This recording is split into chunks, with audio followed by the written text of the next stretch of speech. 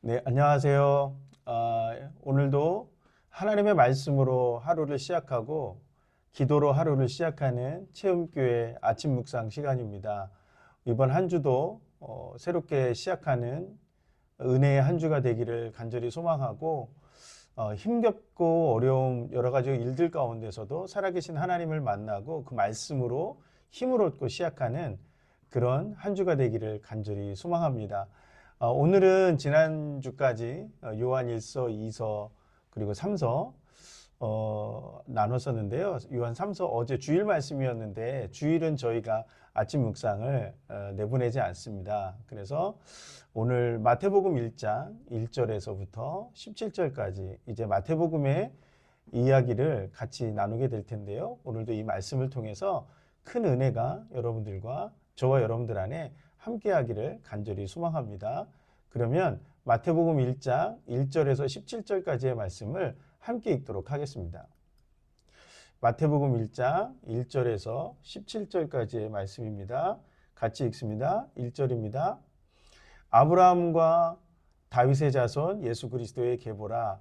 아브라함이 이삭을 낳고 이삭은 야곱을 낳고 야곱은 유다와 그의 형제들을 낳고 유다는 다말에게서 베레스와 세라를 낳고 베레스는 헤스론을 낳고 헤스론은 람을 낳고 람은 아미나답을 낳고 아미나답은 나손을 낳고 나손은 살몬을 낳고 살몬은 라합에게서 보아스를 낳고 보아스는 룻에게서 오벳을 낳고 오벳은 이새를 낳고 이새는 다윗 왕을 낳으니라. 다윗은 우리아의 아내에게서 솔로몬을 낳고 솔로몬은 르호보암을 낳고 르호보암은 아비야를 낳고 아비야는 아사를 낳고 아사는 여호사밧을 낳고 여호사밧은 요람을 낳고 요람은 우시야를 낳고 우시야는 요담을 낳고 요담은 아하스를 낳고 아하스는 히스기야를 낳고 히스기야는 므낫세를 낳고 므낫세는 아몬을 낳고 아몬은 요시야를 낳고 바벨론으로 사로잡혀 갈 때에 요시야는 여고냐와 그의 형제들을 낳으니라. 바벨론으로 사로잡혀 간 후에 여고냐는 스알디엘을 낳고 스알디엘은 수룹바벨을 낳고 수룹바벨은 아비웃을 낳고 아비웃은 엘리야김을 낳고 엘리야김은 아소르를 낳고 아소르는 사독을 낳고 사독은 아킴을 낳고 아킴은 엘리웃을 낳고 엘리웃은 엘르아사를 낳고 엘르아사는 mat단을 낳고 mat단은 야곱을 낳고 야곱은 마리아의 남편 요셉을 낳았으니 마리아에게서 그리스도라 칭하는 예수가 나시니라. 그런즉 모든 대수가 아브라함으로부터 다윗까지 14대요 다윗부터 바벨론으로 사로잡혀 갈 때까지 14대요 바벨론으로 사로잡혀 간 후부터 그리스도까지 14대더라. 아멘.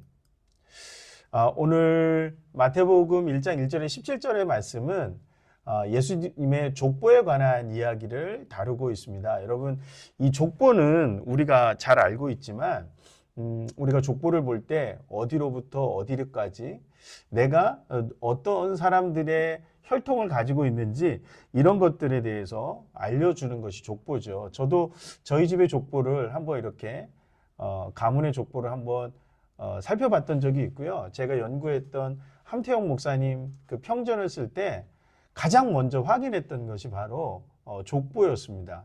그래서 이 족보를 통해서 우리가 이 사람이 어떤 사람들의 가문의 흐름을 통해서 나왔는지를 확인하기도 하고요. 이 사람은 이 가문에게서 어떤 특징을 좀 가지고 어떤 성격과 어떤 문화와 습관과 이런 것들을 가지고 있는지를 확인하는 첫 번째 작업이 바로 족보를 통한 작업이라는 것이죠. 그러니까 예수님에게 족보가 있다라고 하는 것은 예수님이 확실하게 인간으로 오셨다라고 하는 것을 증명해주는 그런 귀한 자료가 된다라는 사실입니다. 그래서 우리가 예수님의 족보를 아마 사도 마태가 예수님의 족보를 먼저 다루고 있는 것은 예수님이 이 땅 가운데 오셨던 확실한 모습 중에 하나가 인간의 모습으로 오셨다라고 하는 것을 드러내고 시작하고 있다고 볼 수가 있는 거죠. 근데 오늘 예수님의 족보를 통해서 우리가 좀 살펴볼 수 있는 특징적인 모습들이 있는데요. 특별히 마지막 17절에서 14대씩 끊었습니다. 그런데 그 기준점이 누구냐면 아브라함과 다윗과 그리고 바벨론으로 되어져 있는데, 사실은 바벨론이라고 표현했을 때 그 중심 인물은 바로 스룹바벨이라고 하는 인물입니다. 그래서 아브라함은 믿음의 조상으로, 그리고 다윗은 오늘 족보의 내용에도 있지만 왕으로 표기가 되어져 있고요. 스룹바벨은 바벨론 포로기를 끝내고 예루살렘으로 귀환시켰던 구원의 상징으로 그렇게 나옵니다. 그러니까 예수님의 족보에서는 강조하고 싶었던 것은 예수님이 믿음의 혈통이고, 그리고 예수님이 왕가의 혈통이고, 그리고 구원의 혈통이라고 하는 것을 마태는 좀 드러내고 싶었던 거죠. 분명히 예수님은 믿음과 왕으로서, 그리고 구원의 상징으로 이 땅에 오셨다라고 하는 것을 우리는 족보에서 확인할 수가 있습니다. 근데 제가 오늘 족보를 통해서 발견하는 것은 예전에 어떤 분의 설교를 들으면서 참 은혜가 됐던 부분이기도 한데요.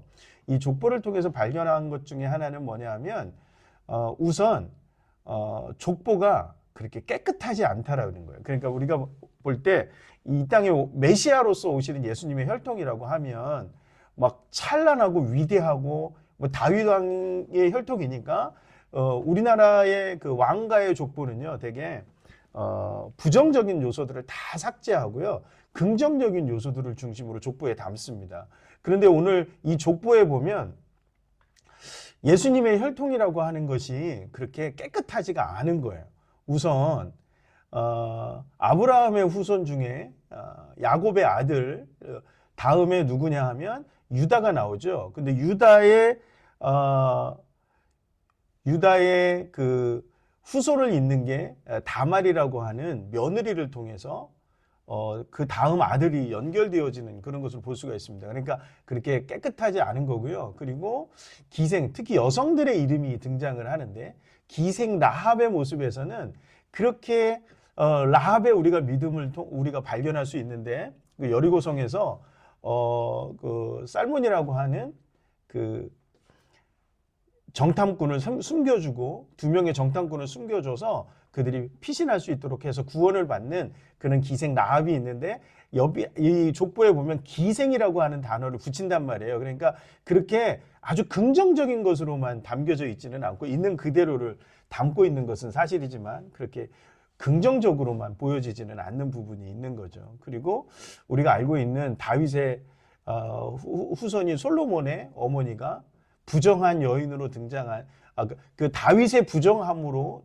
취한 그런 여인이었던 밧세바죠. 그러니까 그 여인의 세 명의 여인들이 아주 위대한, 심지어 아브라함의 부인이었던 사라의 이름도 등장하지 않고 부정한 것 느낌을 주는 그러한 이미지를 주는 여성들이 등장을 하고 있고, 그리고 솔로몬 이후의 왕들 중에는 모두가 다 하나님 보시기에 선한 왕으로 칭함을 받는 왕들이 아니라 그 중에는 아주 악한 왕들이 존재한다라는 거죠. 예를 들어서 히스기야의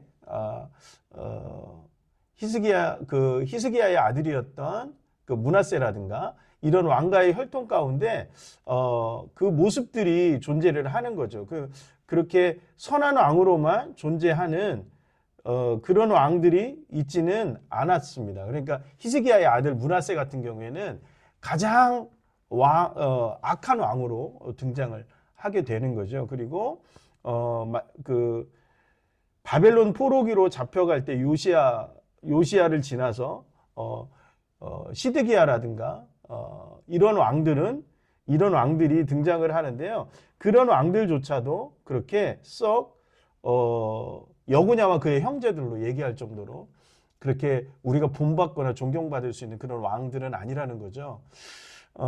그런 모습들이 등장을 하는 거예요. 그러니까 예수님의 혈통에는 믿음과 왕과 구원의 혈통만이 있는 것이 아니라 악함과 불의함과 부도덕함과 이러한 모습들이 같이 등장하고 있다라는 거예요.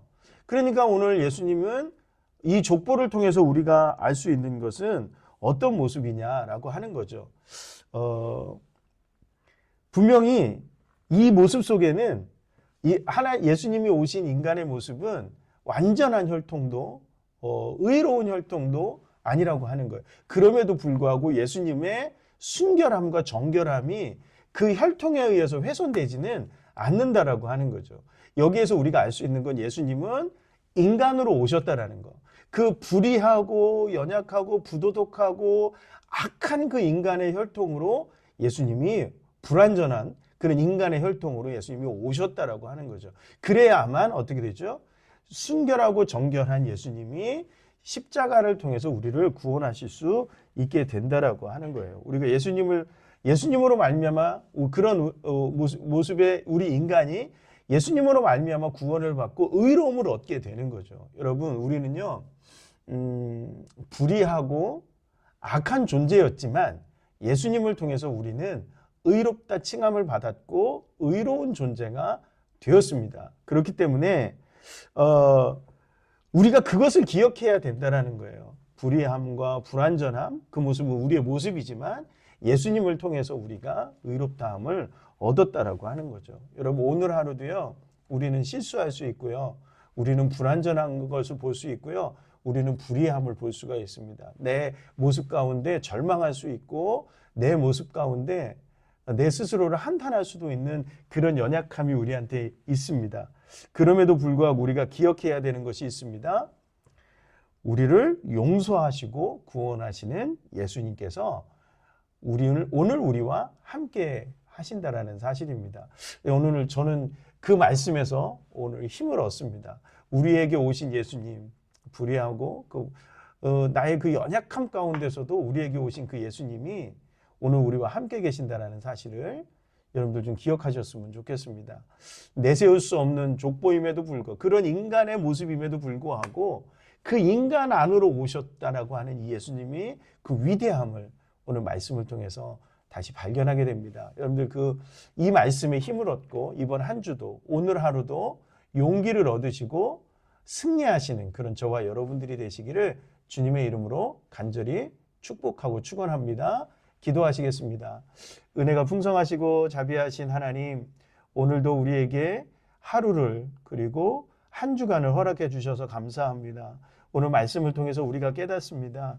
우리의 연약함과 우리의 불의함과 불완전함과 부도덕함과 악함과 그 모든 것을 아심에도 우리 가운데 오셔서 우리를 구원하시는, 그리고 우리와 함께 하시는 우리 주 예수님의 그 놀라운 은혜를 오늘 족보의 말씀을 통해서 우리가 다시 한번 깨닫습니다. 하나님, 오늘 우리가 때때로 힘들고 어려운 일을 만나더라도 무너지지 않게 하시고 일으켜 세워주셔서 우리가 예수님으로 말미암아 의롭다함을 얻었다라는 그 사실을 반드시 기억하며 오늘 예수님 앞에 나오게 하시고 하나님 앞에 기도하며 승리하며 살아갈 수 있는, 이겨내며 살아갈 수 있는 그런 한 주가, 그런 하루가 될 수 있도록 하나님 축복하시고 인도하여 주시옵소서. 오늘 우리에게 귀한 말씀으로 하루를 시작하게 하신 하나님의 은혜에 감사하오며 예수님의 이름으로 기도하옵나이다. 아멘. 이제 각자 자신의 기도 제목을 놓고 하나님 앞에 기도하시고 오늘 하루를 활기차게 시작하시는 저와 여러분들이 되시기를 간절히 축복합니다. 감사합니다.